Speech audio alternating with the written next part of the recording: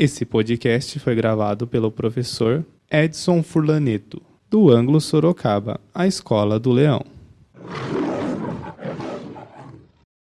Fala galera, tudo bem com vocês? Professor Edson Furlaneto de Biologia, Ângulo Sorocaba. Hoje eu vou trabalhar com conteúdo do 8º ano, né? Ainda falando aí sobre alimentação saudável.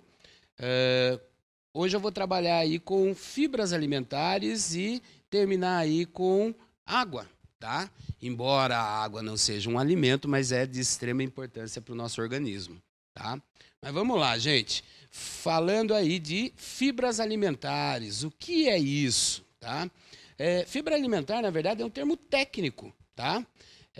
Ele é utilizado para denominar as partes dos vegetais que elas não são digeridas, ou seja, não são quebradas, né?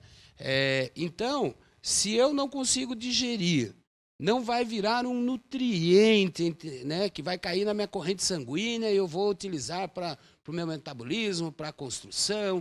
Para que serve essa fibra alimentar? Gente, as fibras alimentares têm uma importância enorme, tá? Sobre movimento peristáltico, fluxo intestinal. Toda vez que eu estou comendo aí uma leguminosa, uma verdura, frutas, principalmente frutas que a gente come com as cascas, né? Eu estou adquirindo uma quantidade legal aí de fibras alimentares. Mas eu também vou ter nos grãos. Se eu pensar, por exemplo, no feijão, o feijão é uma fonte rica aí de fibra alimentar também. Toda vez que eu estou fazendo essa ingestão, eu estou ajudando a ter uma movimentação do meu intestino, o que é de extrema importância, pois se eu ficar com uma movimentação muito baixa, eu posso ter problemas aí de doenças diverticulares, posso ter aí ao extremo aí até um câncer de cólon, né? Então, é de extrema importância no dia a dia aquela refeição balanceada, onde a gente tem uma quantidade de carboidrato, uma quantidade de proteínas, uma quantidade de lipídios, né? Dentro desses carboidratos, eu tenho que observar uma quantidade aí que eu tenha uma quantidade de fibras aí interessante, tá? Gente, vamos lá, vamos falar um pouquinho de água no corpo humano. Para que serve a água, gente? Funções tem bastante. Vamos lá. Posso falar aí um pouquinho aí de transporte, posso falar um pouquinho de controle da temperatura, posso falar de proteção, tudo bem? Posso falar de uma muito importante, que é a dissolvente. Então, vou começar por essa.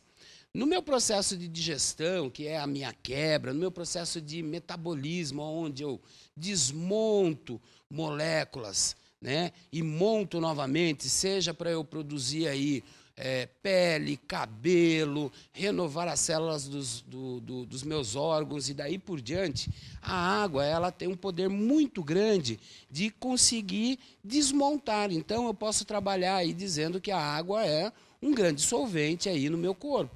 Tudo bem? Posso falar da parte de transporte. Vamos lá, vamos imaginar. Eu fiz aí meu movimento de respiração. Então, ó. O que está acontecendo aqui? Está entrando meu ar atmosférico, né? Ele vai até meu pulmão. Do pulmão, ele vai cair na minha corrente sanguínea, né? O oxigênio, ele passa do pulmão para o sangue, vai se associar aos glóbulos vermelhos, às hemácias, tá? E quem vai levar essa hemácia para o meu corpo para liberar oxigênio em todas as células? Porque eu estou falando, né, dessa troca aqui no meu pulmão, mas o meu dedinho lá do pé, lá embaixo, ele também precisa desse oxigênio. Como que eu faço? Eu preciso do sangue. Maior composição do sangue é a água, tá? Então, a água atua também como transportadora. A água pode levar aí hormônios, pode levar células, que é o caso dos glóbulos vermelhos, mas ela também tem um fator muito interessante na retirada de resíduos. Então, o sangue ele vai passar, em dado momento, por um órgão chamado rim, tá? O rim nada mais do que um filtro. Ele vai pegar meu sangue, vai filtrar ele, vai devolver para o meu corpo né, carboidratos, proteínas, tudo que é importante para o meu corpo.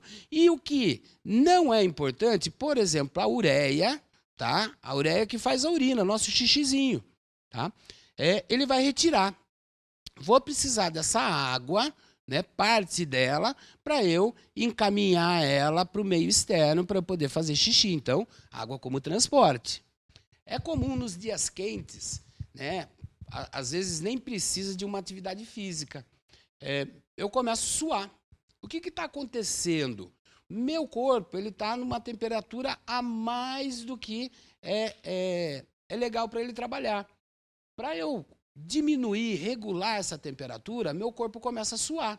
Ele solta a água para fora e a minha temperatura, né, lentamente vai voltando à temperatura de trabalho normal do organismo. Tudo bem? Posso pensar na água como proteção. Quer ver? Vamos imaginar aí, gente. Se eu tiver, por exemplo, numa piscina, e daí eu vou fazer uma brincadeira com os meus colegas. Vou correr dentro da piscina. Essa água, ela causa uma resistência muito grande. Essa água no meu corpo, ela vai ter essa mesma situação. Então, ela vai me proteger contra impactos, né? E daí ganha essa importância. Se eu observar, né, dados estatísticos, maior parte do nosso corpo, e daí vamos lá, gente, eu não estou falando de matéria orgânica. Se eu estivesse falando de matéria orgânica, eu estaria falando das proteínas. Estou falando de matéria em geral. Maior parte do meu corpo é a água, né? Eu com 42 anos, né, 88 quilos, eu tenho mais de 40 quilos, mais de 40 litros só de água no meu corpo. Tudo bem? Lembrar, gente, que essa água vai ter uma variação pela idade. Então, crianças, né, chegam aí próximo a 80% de água na constituição do corpo.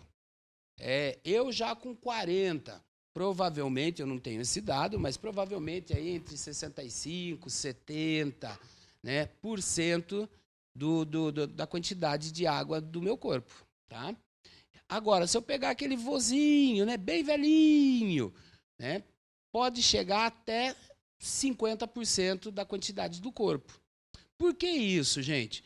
Lembrar que o nosso corpo, ele cresce, se desenvolve, gasta muita energia até certo ponto na fase adulta. Depois é só manutenção.